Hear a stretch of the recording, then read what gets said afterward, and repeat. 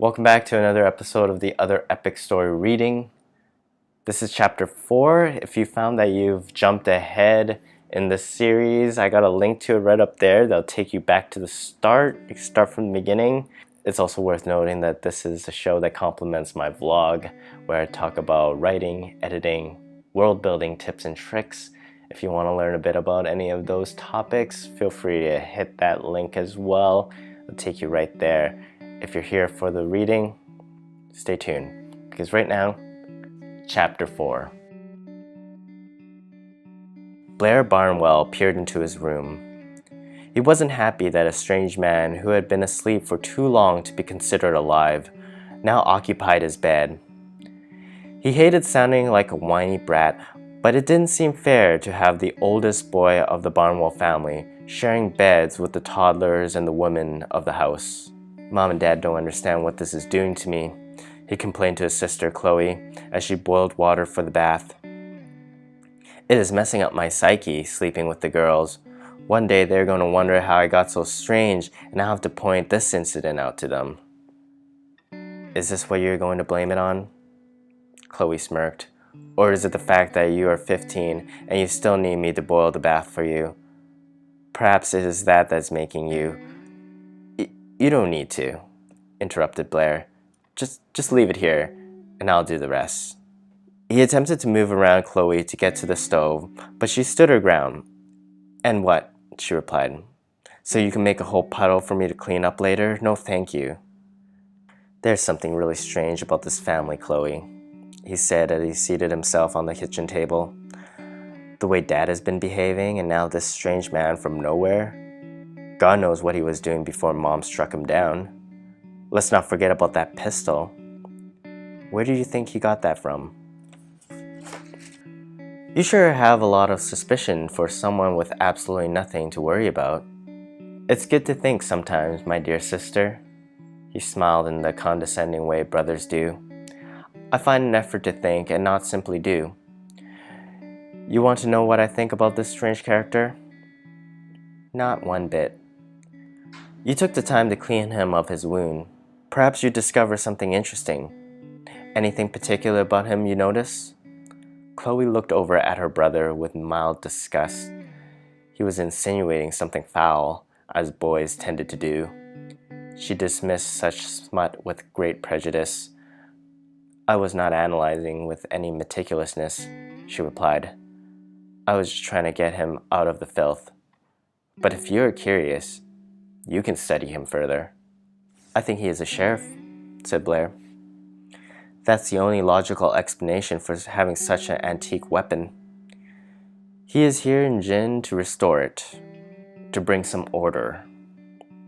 "Then why would Mom catch him wandering through our farm in the middle of the night?" asked Chloe, unloading another bucket. "Answer me that, great philosopher." "A panic woman is a dangerous woman," replied Blaire. "I've been around enough to know. Mom happened to spin around and saw a dark figure behind her. What was she to do? Greet him with open arms? Her method was fine. You know how the old proverb goes. Better safe than sorry. Hit first, talk later." "Well," said Chloe, wiping her hands, "if he is the sheriff and Mom did strike him, what's going to happen next?" "Oh, I'm aware of consequences," said Blaire, hopping off the table and taking off his shirt. "As you can tell, I no longer have a solitary bed to sleep in." "Boo-hoo, baby brother," said Chloe, returning the heating equipment back to their rightful place. "The world revolves around Blaire, and he always needs to get his way." "You might be comfortable being a maid to the Barnwell family your whole life," said Blaire, soaking a sponge into the tub of water. "But I have aspirations. I want to one day ride away from this town and find me a life outside of the fog. And you need your beauty sleep to accomplish that." Chloe chuckled. I know. I've checked on the man a few hours ago. His fever had died, and he is getting substantially better. After I feed Connie, I'll check on him again." "Please do," said Blaire, as he soaped his body. "It is weighing down my mood." Aaron Delane woke an hour before Chloe entered. Yet he wasn't prepared to deal with the Barnwells. So he simply closed his eyes and counted the minutes. Evading death was more than he deserved. A bed, a private room, solid walls, and even a ceiling to look up at were absolute luxury.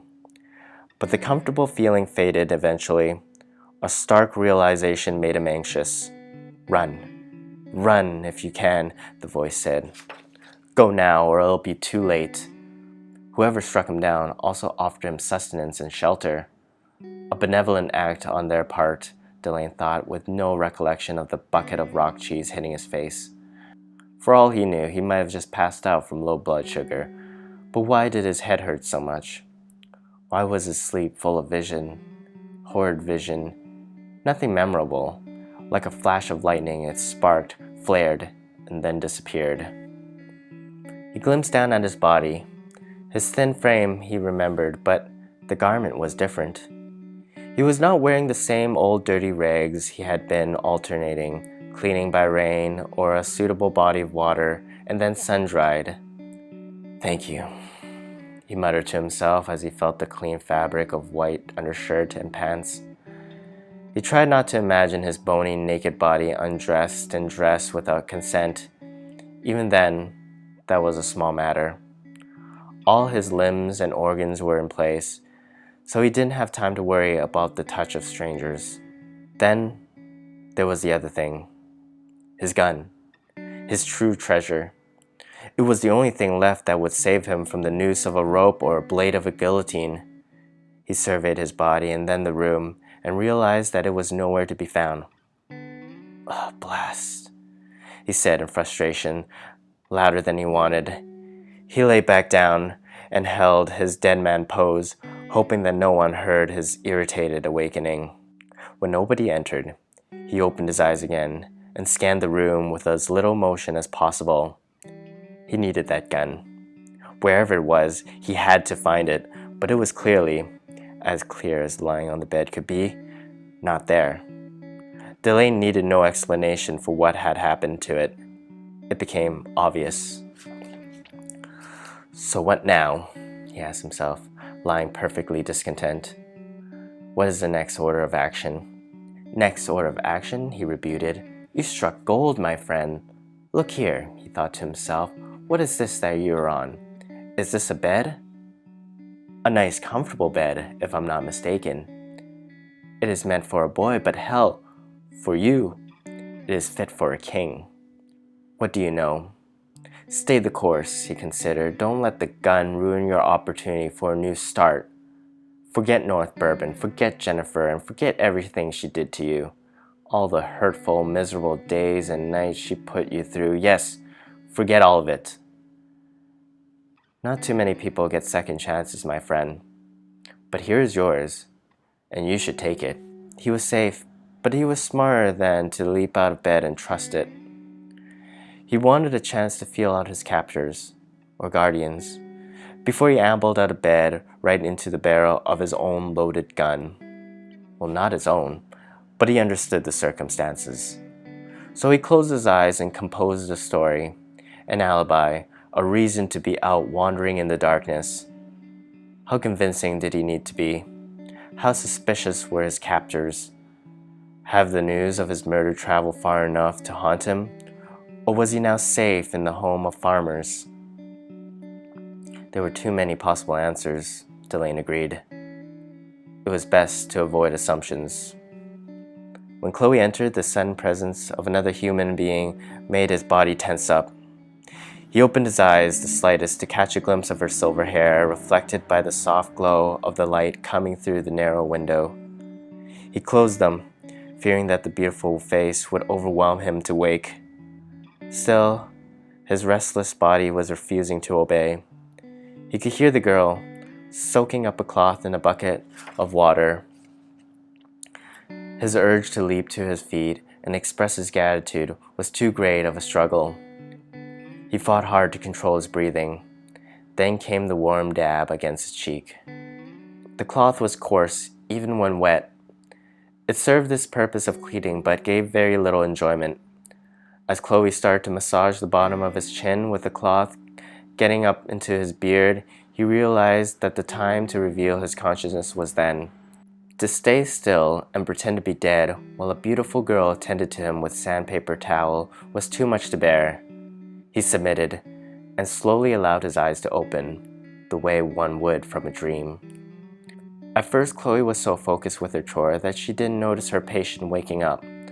She continued to scrub Delane's battered body with the cloth, taking dead skin, dried blood, and body hair as she went. She had done this before, thought Delane as he began to enjoy the treatment. She could feel her way around the dirty nooks and crannies. It was blissful watching her as she worked, but the true joy came when he noticed that she seemed to be enjoying herself as well. The methodic task of attentive cleaning was pleasing her, and therefore it pleased him. Do away with the cloth, Delane thought. He wanted to feel her skin against his flesh, the touch of another. He did not realize how he craved it. Then, unexpectedly, he lost control of his bodily function and moaned out of pleasure as she worked her way down his chest. Chloe jumped, fearing the worst possible scenario. She rose quickly from the bed and backed away to the threshold of the door. She wringed the cloth tightly in her hands, a nervous reaction. "Hi," said Delane, feeling the raspiness of his voice as the sound crawled up his throat. "What is happening?" Chloe decided that she wanted no responsibility for the strange man. In the rapid juggling of decisions, she went and called for assistance. In Chloe's brief absence, Delane was able to refocus and throw his legs off the bed into a seating position. His body was finally feeling the tax of the year-long journey. His joint felt sore, his bone felt hollow, and his flesh felt like the road of which he walked. It was a shame what a good night's rest could do to a man. Unaccustomed comfort was not so different from frequent torture, but it was still the lesser of two evils.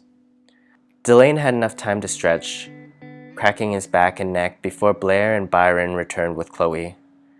Blaire stood cautiously at the door, watching the man stand up to meet him. Without ever having to confront a stranger in his life, he didn't know whether to clench his fists or shake his hand. "Explain yourself," said Blaire. "Sit down and explain yourself." Delane could have laughed at the boy's attempt at authority. He resembled the sheriff in North Bervin so much in his voice and stance. So there he was, the great fugitive, Aaron Delane, trapped in a room, interrogated by 3 farm children.